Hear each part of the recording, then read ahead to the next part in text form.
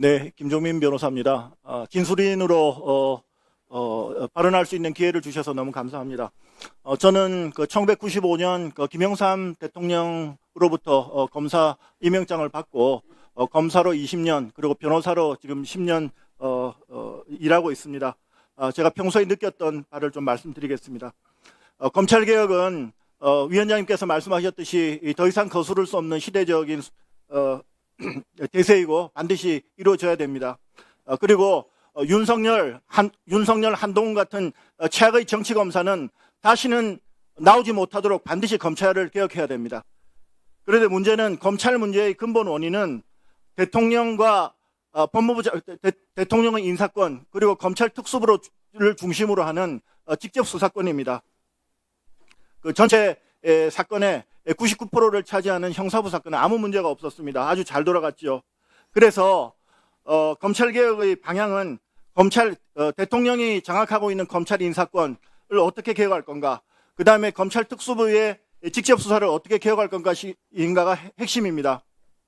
지금 현재 나와 있는 대로 검찰을 없앤다고 그래도 대통령과 정치 권력이 수사에 직접 개입할 수 있는 인사권이 남아있는 한 정치 검찰은 없어지겠지만 정치 경찰의 탄생을 기다리고 있을 뿐입니다.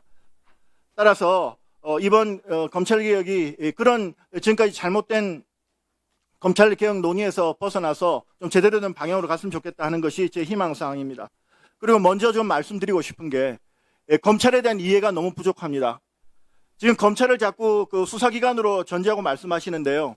이 책이 제가 2011년에 제가 참여해서 집필했던 검찰 제도론입니다. 김대중 정부 때 법무부 장관 하셨던 김종구 장관의 총괄하에 각 나라의 검찰 제도를 비교법적으로 심도 있게 연구를 했고 아주 완성도가 높아서 이해의 학술원 우수 도서로까지 선정됐던 책입니다. 근데 여기에 보면은 검찰은 단순한 수사기관이 아니라 수사라는 것은 검찰이 행사하는 권한의 일부입니다. 사회와 공익의 대표자로서 행사하는 다양한 권한이 있습니다. 그런데 그런 것들을 전부 무시하고 검찰 개혁이라는 이름으로 검찰을 해체했을 때 얼마나 많은 부작용이 생길 것인가, 그 점에 대해서 충분히 유념해 주셨으면 좋겠습니다. 검사 제도는 1895년 우리나라 제1호 갑오경장 이후 탄생한 재판소 구성법부터 검사와 사법경찰관의 사법경찰의 수사에 대해서 언급하고 있습니다. 그때로부터 따지면은 검사 제도라는 것은 100년이 넘는 제도죠. 그리고 검찰 제도는 국제 표준이 이미 존재합니다. 2000년에 제가 진술문에도 첨부해 놨습니다만은 유럽 평의회에서 형사사법 절차에서의 검찰의 역할이라는 것도 있습니다. 그런 점들을 감안해서 그 국제 표준을 감안해서 이루어지면 좋겠다라는 말씀을 드리고 싶습니다. 그다음에 검찰 폐지는 현재 헌법상 헌법기관은 아니지만 헌법의 근거를 갖고 있기 때문에 위헌 논란이 있다는 점은 많은 학자들이 지적하고 있습니다. 다음으로 구체적으로 민주당 검찰개혁 방안의 문제점에 대해서 말씀드리겠습니다. 국가수사위원회는 전 세계적으로 유례가 없는 제도입니다. 정부조직법 제2조의 중앙행정기관으로 설치가 되기 때문에 같은 법 11조 제18조에 의해서 대통령과 국무총리가 직접적으로 우리나라의 모든 수사에 대해서 관여할 수 있는 길을 열어뒀습니다. 그리고 헌법상 근거 없이 감사원 같이 직무감찰을 하려고 그러면 헌법상 근거가 있으면 문제가 없습니다.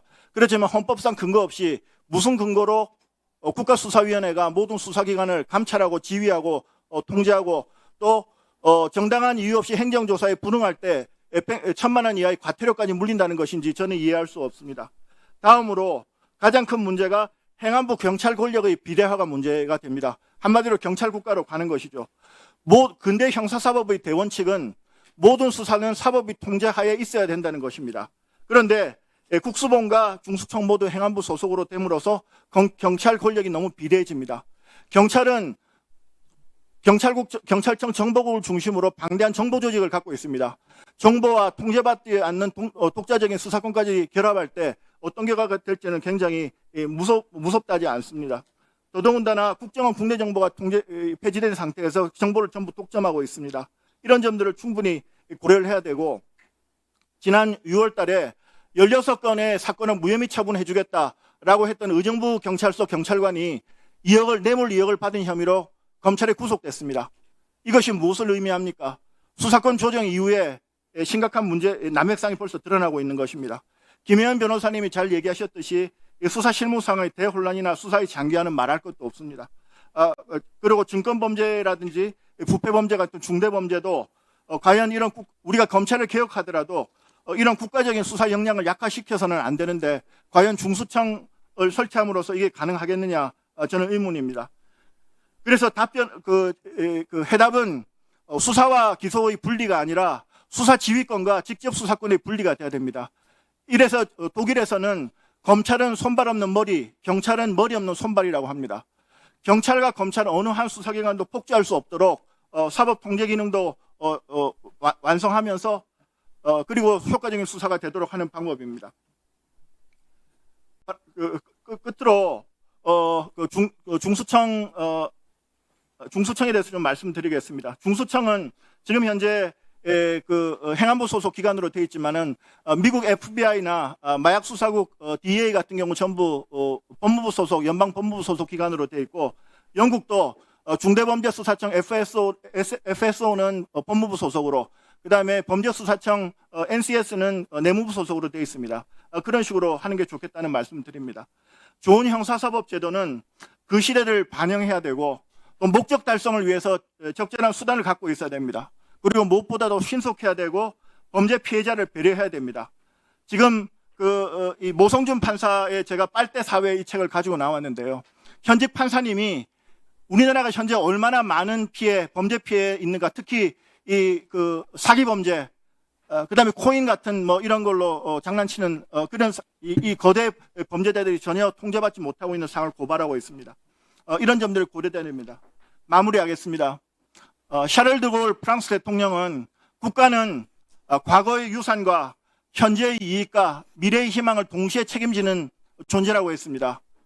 검찰 제도는 지난 70년 넘게 우리나라를 지탱해왔던 굉장히 소중한 자산입니다. 이 자산이 잘 지켜질 수 있도록 무조건 폐지가 능사가 아니라는 점을 좀 유념해 주셔서 앞으로 이재명 정부의 검찰개혁이 효과적인 사법, 인간적인 사법, 현대화된 사법, 국민에게 더 다가가는 사법으로 이루어질 수 있도록 성공적인 검찰개혁이 되기를 희망합니다. 이상입니다.